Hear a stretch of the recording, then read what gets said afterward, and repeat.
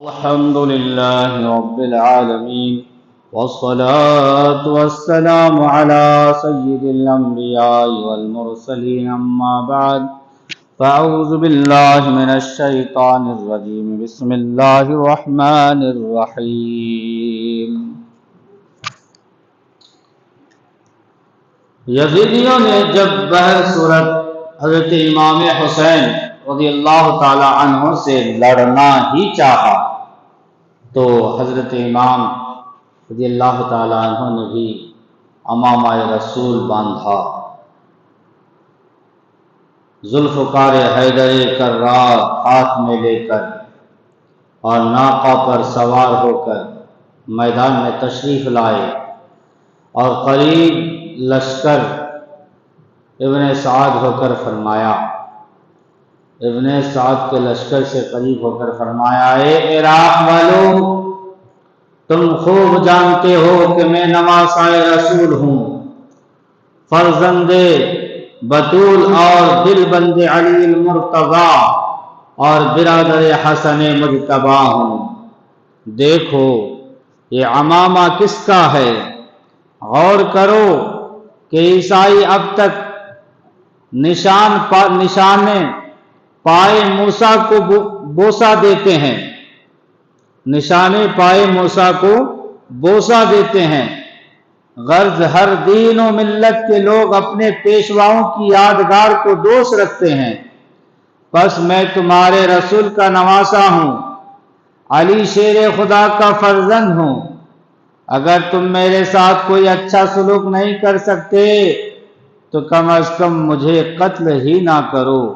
بتاؤ تم نے کس وجہ سے میرا اور میرے اہل و عیال کا پانی بند کر رکھا ہے؟ کیا میں نے تم میں سے کسی کا خون کیا ہے یا کسی کی جاگیر ضبط کی ہے جس کا بدلہ تم مجھ سے لے رہے ہو؟ تم نے خود مجھ کو یہاں بلایا اور اب یہ اچھی میری مہمان نوازی کر رہے ہو۔ ذرا سوچو کہ تم کیا کر رہے ہو۔ آپ یہ تقریر فرما ہی رہے تھے کہ خیمہ سے رونے کی آوازیں آئیں، آپ نے متاثر ہو کر لا حول پڑھی اور عباس و علی اکبر سے فرمایا تم جا کر سب کو رونے سے منع کرو اور کہو ذرا صبر کرو کہ ابھی تمہیں بہت رونا ہے۔ دونوں حضرات نے اہل حرم کو رونے سے باز رکھا۔ حضرت امام نے پھر لشکر ابن سعد سے خطاب فرمایا کہ کوفیو، تمہیں میرا حسب و نسب معلوم ہے جس کا مثل آج روئے زمین پر نہیں، پھر سوچ لو کہ تم نے خود ہی مجھے خطوط لکھ کر بلایا ہے، پھر اب میرے خون کے پیاسے کیوں ہو گئے ہو؟ دیکھو یہ تمہارے خطوط ہیں۔ حضرت امام نے وہ خطوط دکھائے تو ان بے وفاؤں نے انکار کر دیا اور کہا یہ ہمارے خطوط نہیں ہے۔ حضرت امام رضی اللہ عنہ ان کے اس کذب و عذر سے متحیر ہو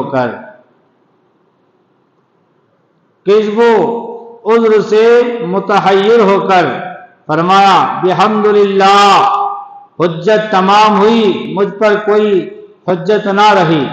سبق: حضرت امام رضی اللہ عنہ آخر تک یہی چاہتے رہے کہ یہ لوگ اپنی بے وفائی سے باز آئیں اور میرے خون ناحق سے اپنے ہاتھ نہ رنگے، مگر ان بدبختوں کے نصیب ہی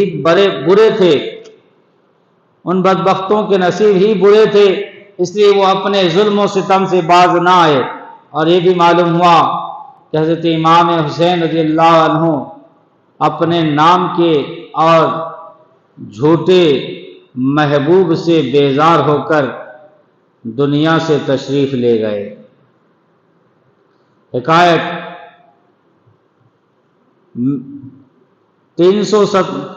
نمبر 317 میں حر بن رواحی کا ذکر آپ نے پڑھا ہے۔ یہ حر مرد سعید اور خوش قسمت تھے۔ لشکر ابن سعد میں حضرت امام حسین رضی اللہ عنہ کے ساتھ لڑنے آئے تھے، مگر ان کی تقدیر میں کچھ اور ہی لکھا تھا۔ حضرت امام عالی مقام کے احباب و انصار جب یزیدیوں کے ساتھ لڑتے ہوئے شہید ہو چکے تھے اور حضرت امام رضی اللہ عنہ کے پاس بجز بھائی بھتیجوں بھانجوں لڑکوں اور 3 خادموں کے اور کوئی باقی نہ رہا، تو یہ صورتحال دیکھ کر حضرت امام بے اختیار رو پڑے اور پکار اٹھے، حل من مغیث یغیثنا، ہے کوئی ہماری فریاد سننے اور مدد کرنے والا؟ یہ دردناک آواز حضرت حر رضی اللہ عنہ کے کانوں میں پڑی تو کلیجہ دہل گیا اور فوراً اپنے گھوڑے کی باغ دوزخ کی طرف سے پھیر کر جنت کی طرف کر لی، یعنی لشکر ابن سعد سے گھوڑا دوڑا کر حضرت امام کی خدمت میں حاضر ہو گئے اور رکاب کا بوسہ دے کر عرض کیا، حضور میرا قصور معاف فرما، میرا قصور معاف اور میری توبہ قبول ہوگی یا نہیں؟ امام رضی اللہ تعالیٰ عنہ نے ان کے سر پر دست مبارک پھیر کر فرمایا، اللہ تعالیٰ اپنے بندوں کی توبہ قبول فرماتا ہے، میں تم سے خوش ہوں۔ حضرت حر یہ بشارت سن کر لشکر امام میں شامل ہو گئے۔ سبق: جن کا نصیب اچھا ہو وہ کسی نہ کسی وقت گمراہی سے نکل کر ہدایت کی طرف آ ہی جاتے ہیں۔ حضرت حر رضی اللہ تعالیٰ عنہ یزیدی لشکر سے نکل کر حسینی سپاہ میں آ ملے تھے اور اس طرح انہوں نے اپنے آپ کو آگ سے بچا کر جنت خرید لی تھی۔ آپ بہت بڑے بہادر اور دلیر تھے۔ ابن سعد کے لشکر کے آپ سپاہ سالار تھے۔ ابن سعد نے جب انہیں حسینی سپاہ میں ملتے ہوئے دیکھا تو وہ بہت گھبرایا اور صفوان سے کہنے لگا، تو جا اور حر کو سمجھا کر واپس پھر، ورنہ سر تن سے جدا کر۔ چنانچہ صفوان نے حر سے آ کر کہا، تم مرد دانا و عاقل ہو کر یزید جیسے عظیم حاکم کی رفاقت چھوڑ کر حسین کی طرف کیوں چلے آئے؟ چلو واپس چلو۔ حضرت حر رضی اللہ تعالیٰ عنہ نے فرمایا، اب میں واپس نہیں جا سکتا۔ صفوان نے پوچھا کیوں؟ تو فرمایا، اے صفوان، یزید ناپاک ہے اور حسین پاک اور ریحانی مصطفیٰ ہے۔ صفوان نے غصے میں آ کر حر کے نیزہ مارا۔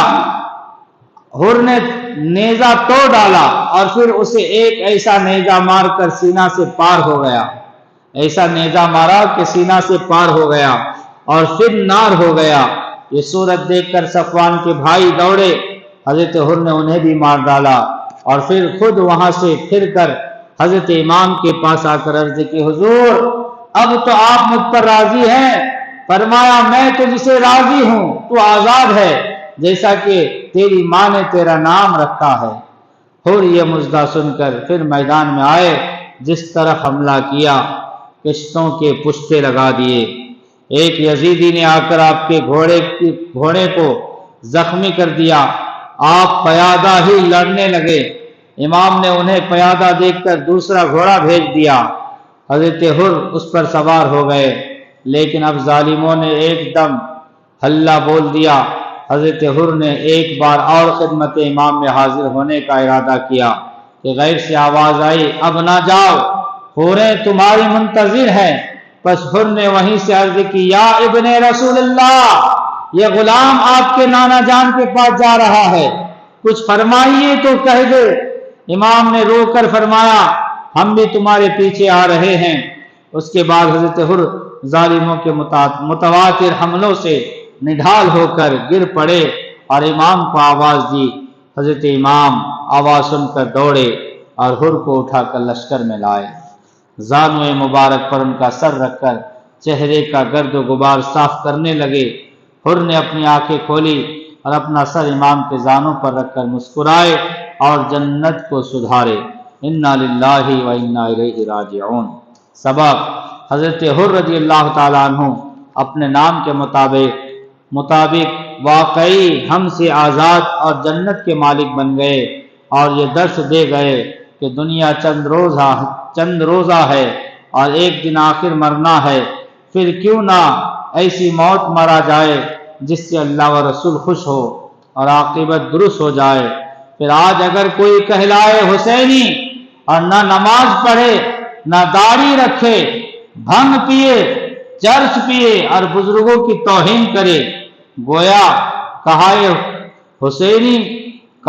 حسینی اور کام کرے یزیدی، تو اس کے متعلق کیوں نہ کہا جائے کہ یہ حسینی لشکر سے کٹ کر یزیدی سپاہ میں جا ملا۔ اللہ تبارک و تعالی اس کے پیارے حبیب صلی اللہ تعالی علیہ وسلم